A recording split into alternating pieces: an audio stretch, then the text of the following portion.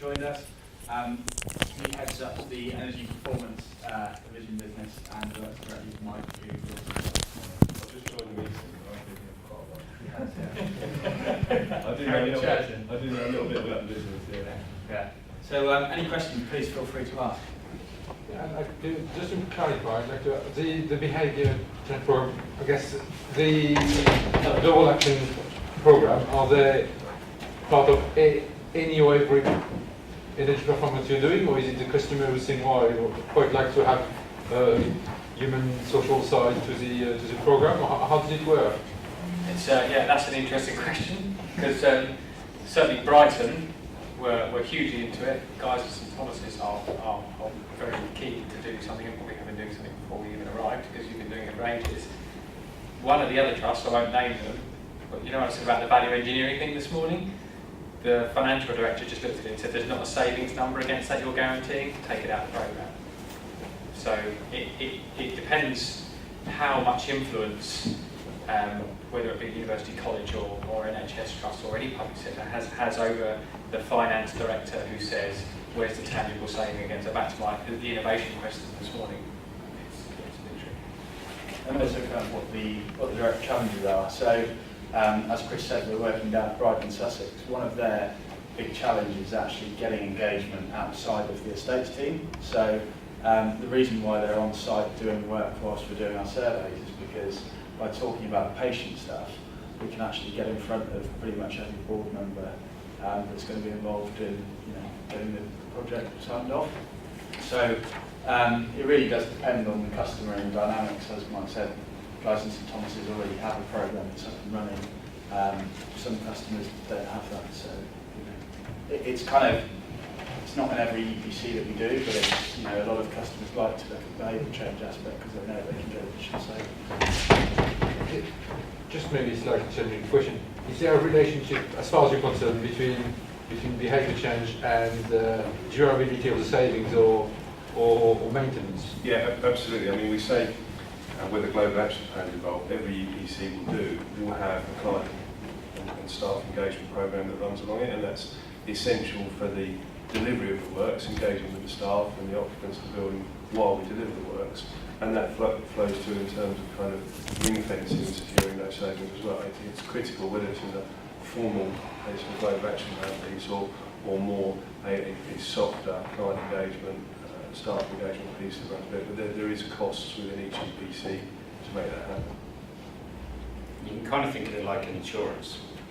There's a range of return you can expect from the different energy conservation measures, and if you do the behaviour change piece, then you're hoping to get towards the top end. And the difficult thing to quantify is what happens if you don't do it, and that's why it's difficult. If you put it as a savings number as 0, as Mike says, the FD will likely want to put it out, but you can't say, well, actually, if you don't do that, you're going to lose the impact of some of the other benefits that we've put in.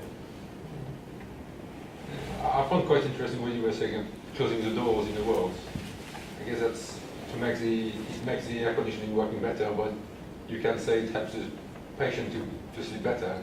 It's quite an interesting business good practice which have several benefits. So yeah, that's a good one, I think. Yeah, and the privacy number came from really getting people in their rooms and the doors closed, particularly in fantastic new buildings like the Royal London. You can have a corridor set at 20, one room here set at 18, the next room set at 24, and if you've got all those doors open, not only is it going to be really inefficient, but you're not going to be providing the right conditions for anyone. It's people don't understand that though, so there's a whole lot of education needs to be done, and you will also come up against some people where they really can't do it.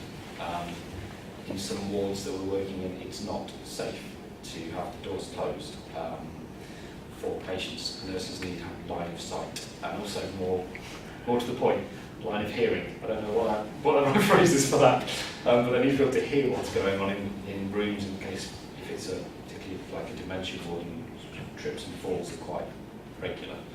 They want to be able to hear what's going on. Sorry, if we have hands up for questions, please. It's just a bit easier that way. Yes, yes. The main reason I came here today is to find out about energy performance contracting. Now, from what you're saying, this is a relatively new process that's just starting in this country.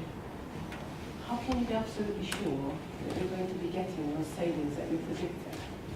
Because in my experience, and I've done a detailed analysis of a retrofit BREEAM excellent building. Except for one technology, none of the other technologies came anywhere near the predicted levels. How can you be so sure? Do you want to answer this? No. It's a great question. So yeah, I'd say there's a big difference between designing a building on a piece of paper and getting your BREEAM ratings and your BREEAM excellent. The difference we see with an EPC, and I guess I'd liken it the difference between a DEC and an energy performance certificate. An energy performance certificate is theoretical, what it can do. A DEC is related to actually what is happening. It's looking at the bills, not what could be done. So what we're able to do is we go into the building and we see how it's currently being used, and we're able to actually really get under the skin of the building, seeing how it's really being used, see the occupants, seeing how the plant's being run. And yes, it may have a very efficient BMS system, but if someone's got in there and overridden the plant to run 24 hours a day, yes, on the piece of paper it's going to be doing A, but in reality it's going to be doing B. So what we're able to do is we're able to use metering to first understand exactly what's happening, and then put the checks and balances in place to ensure that once a measure's been implemented, it is delivering it. And at the bottom line, as head of the business, if the savings aren't met, I have to write a check. And that's what makes sure that we get the calculations absolutely right. We engage with the staff to make sure we understand the use of that building. If necessary, we take some control away from some of the occupants. That's certainly happened on our Centrica estate. We've centralised the control of the BMS so it can't be undone. And that enables me to sign a contract knowing I can guarantee that that performance will happen. So hopefully that's gone some way to answering it. Occupant behaviour is an important element, and controlling that is very important. Where it can be And controlled. also, some of the technologies, the way they're manufactured, the way they're made, they're not necessarily as good as people make them sound. Okay. Can I sort of just add to what Patrick said? That's what at the beginning we said we're agnostic to technology, and this is what we've done in all of our EPCs. So we've been doing this a long time before we came to British Gas. Patrick and I have been doing it for a long, long time, and I totally agree with you. If you're a product salesperson, there are so many products that have been sold over the years on I'm going to sell you this light fitting or this voltage optimizer, and it's going to save you X, and it's installed on a capital basis, and it's installed, and then you look around to see, well, where's that person gone now? Well, they're gone, they're out, because there is no liability to them. You can be sure that if British Gas is saying to you, as we've said to many trusts, or whether it be universities or private sector, we're going to save you £600,000 a year, we've done our homework, and we're going to save you £600,000 a year, because otherwise he's out of job, and then I'm out of job, and we've basically put British Gas in a position which isn't going to improve their brand, it's going to make them look very... Shall I finish? One Yeah, last sure. question. Where is the Sorry, initial I'm funding going to coming your from? question. My There's lots of apologies. others, and This we're is the last conscious of bit. time. Where is the initial funding coming from?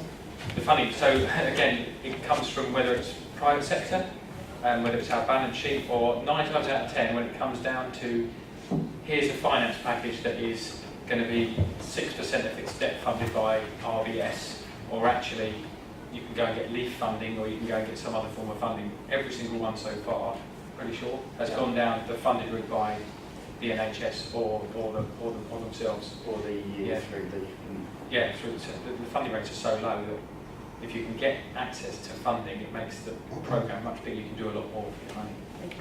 Sorry, yes. You put your hand up? Yeah, great, thank you. Over to Mike. It's a question about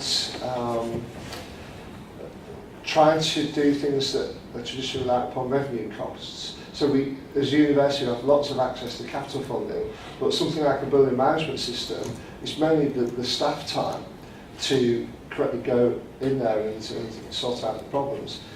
So how would an energy performance contract potentially address that?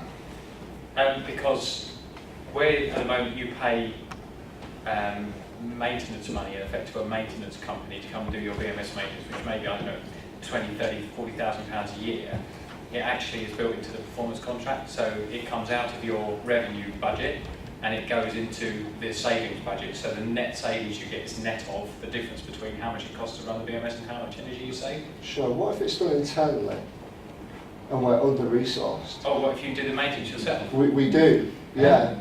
Yeah. Well, again, the sky's the limit. You can do whatever you want. I mean, in certain trusts, so Northern Lincoln and Gould, we actually took 2 of their staff and they came into our team. So we built the EPC together as a team. So it was an integrated thing because they didn't have enough people, they didn't have enough funding, and it enabled them to go and get 2 other people because we paid their wages. Good, that's what I wanted to hear. Yeah. So, do you have a question? Sure.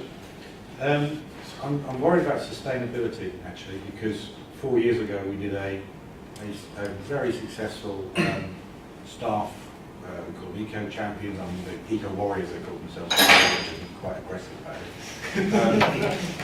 And I would say it came down actually to the fact that I had some resources. You know, I had a dedicated environmental officer at the time who was very passionate about the programme, and her force of will forced 62 people to volunteer. I wouldn't say force, but that was the warrior part of it, I guess. A year later, it was great. We had a lot of savings. We were doing some measures. People measuring, they were competing on how much money, how much energy they could save in different areas. They were fighting for the technology to be employed in their faculty. Then you have staff changes, don't you? A couple of those people were left and they weren't quite so interested. Our budget ran out, so I couldn't afford a full-time environmental officer, and the programme, I must say now, is probably pretty dead. I'm just concerned that what you're saying about the behavioural change element is great when you get this bang investment of energy programmes, awards, measuring a pretty low baseline, things coming up to here, and then from there upwards is the low-hanging fruit have gone. I'm just wondering, has anybody got experience of maybe a 4 to 5 year plus programme where this behavioural sustainability has really been cracked? Well, Chris, I've come with this as well. But our program's been going since 2007, and it's had peaks and troughs. I agree with you. It's really tough because it really depends on a lot of different inputs. But I think for us, what we found that was the sort of best approach for us was to have somebody dedicated to this and not necessarily full time, but somebody. We have a sustainability support officer within my team. This is the other person, our team of 2. And he spends probably 40% of his time on the engagement piece, and it's about having regular communications, giving feedback, and that kind of thing. And it's transformative. And it's not expensive, to be honest. I mean, compared to, but he also does a lot of things that save us money. That he does our whole water saving program, for example, so he pays for himself in that as well. So that's what we found was the way to keep things going, was to have somebody dedicated internally. So that works at Guys and Thomas. That's what we found. And I think that's my point. Yes. You've got to make that investment in a half person or a full-time person to be the tree-hugging pain in the neck, who is the one who keeps motivating people to say, yeah, actually I can give up 10% of my day to do this kind of stuff. And I think that is, you know, from experience twice now, you kind of think, we got there, right, let's give that person another job because we've all got restructuring and reorganisations. Or, to be brutally honest, if that individual leaves because they've got a new sustainability job at St Thomas's, then suddenly you kind of think, well, nobody else puts their hands up for it, and so actually it no longer becomes a. I think that's the key point, is investing in the small team to keep that behavioural programme as a high profile. Sorry, sorry, Stuart. I'm sorry. We've got one more question over here. Sorry, just to get a range of questions.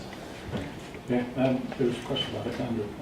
In terms of you talked about how your sort of existing engineering team was doing piecemeal stuff, and they were already doing some things, and then there's this new way of coming along and doing a big EPC, where I was just wondering what sort of resistance you got from the existing setup in terms of... How do you know there was resistance? Or There was. how you overcame that, because obviously there's going to be new people, outside people coming in, doing the exciting improvement projects and messing with their stuff. Yeah, no, it was probably the biggest challenge in the whole program was getting the engineering team on board. And what we did was we equated it, we basically just helped them understand how it's going to improve their own lives, to make their lives easier. and that was a big part of it. But originally they were dead against it because it's a very territorial thing where you don't want people coming in messing with your things. And we still have moments, particularly around the BMS, that you're not touching this and it. But there are a couple of things. One, we had a really good. It's taken time. But two, and this is I think specific to British Gas, we liked the British Gas approach. That it was a partnership program, that they were going to upskill our team and teach them, and train them, and it was they were going to see benefits themselves, and that was fundamentally. I mean, we were just talking today about how one of our engineers has just refused to get involved. So it's an issue, but I think if you can equate it back, and also just make sure that the business understands what the importance of doing this is, and as soon as there's a sort of corporate buy-in to it, to a certain extent, for those people who really resist, they sort of have to do it. So, yeah, that is an issue. So very, very briefly, to pick up on that last point, if you're doing a CHP investment over 20 years, you don't bring the CHP out after 2 years when it's all working nice. Expect it to deliver the investment. And that's kind of the analogy with the Hindu. It's a people, and there's going to be a person, or maybe a team of people at the centre of it. So it's a low cost, it's not free. I think people think it's kind of just a cheap and cheerful thing to do.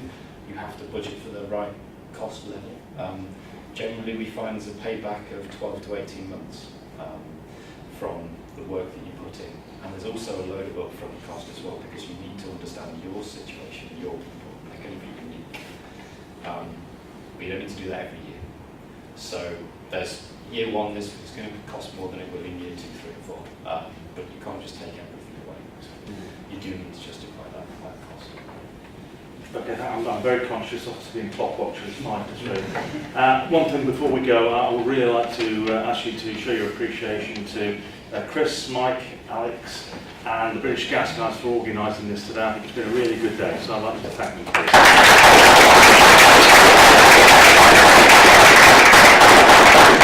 Two other things, so it's gone so well so far, hasn't it? So it's me again. I'm very interested in Energy COP. Have a think about that. Secondly, there'll be a feedback questionnaire coming out. My challenge to you, because it's been such a good day and you've really not been challenged yourself, is that I'd like you to generate one question each to me to get back to British Gas in here and keep that discussion going. If you haven't been able to ask a question, or usually you're driving home, you're in the train, wish I'd asked him that.